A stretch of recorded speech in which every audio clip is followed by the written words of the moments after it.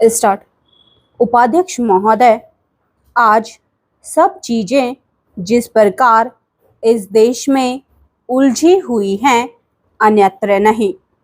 यहाँ धर्म, दर्शन, विचार, राजनीति, भाषा, रहन सहन, शिक्षा दीक्षा सब उलझी हुई हैं। इस उलझन का मुख्य कारण है नज़र का साफ ना होना।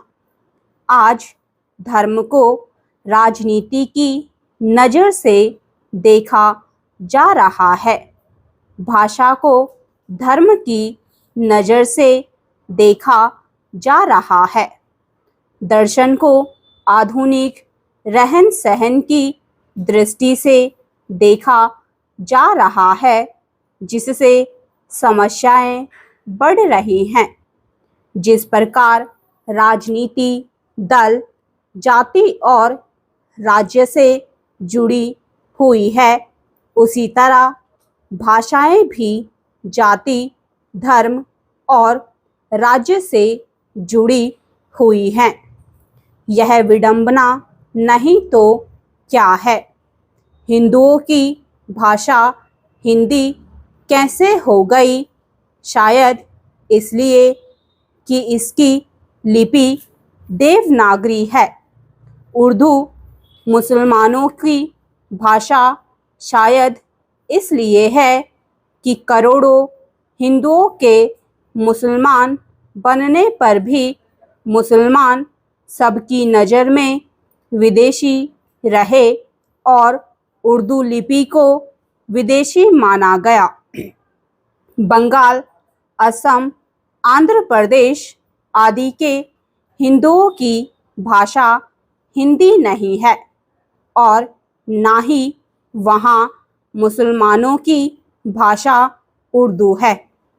बंगाली, मद्रासी, असमी हिंदुओं की भाषा हिंदी नहीं होने के कारण ही हिंदी भाषी हिंदुओं से उनका पृथक अस्तित्व बना हुआ है।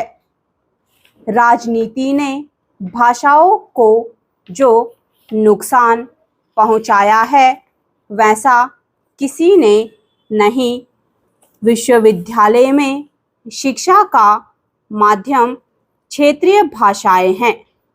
उर्दू तो क्षेत्रीय भाषा भी नहीं है, फिर अलीगढ़ विश्वविद्यालय में शिक्षा का माध्यम उर्दू क्यों हो? आजकल विश्वविद्यालयों में परीक्षा का माध्यम बहुत अटपटा है। हिंदी भाषी क्षेत्रों को छोड़कर कहीं परीक्षा और शिक्षा का माध्यम हिंदी नहीं है। इसके परिणाम स्वरूप हिंदी मातृभाषी को अहिंदी भाषी क्षेत्रों में अंग्रेजी माध्यम से परीक्षा देनी पड़ती है।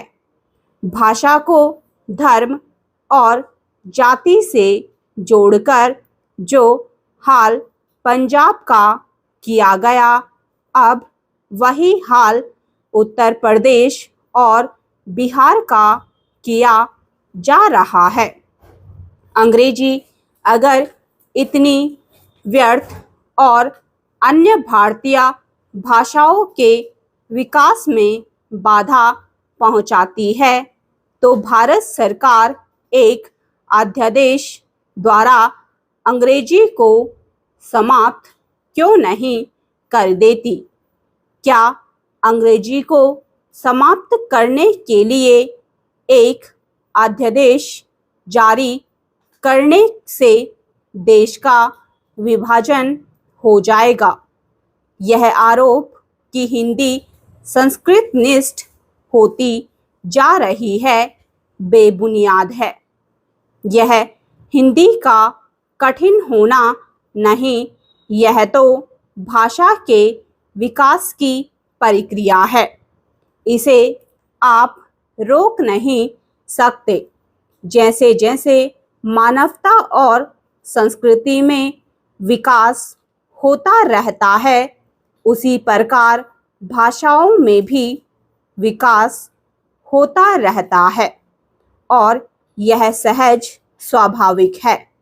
सत्य को सत्य के रूप में ही स्वीकार करना चाहिए और भाषा को धर्म, जाति और राज्य या राजनीति से मिलने की जरूरत नहीं।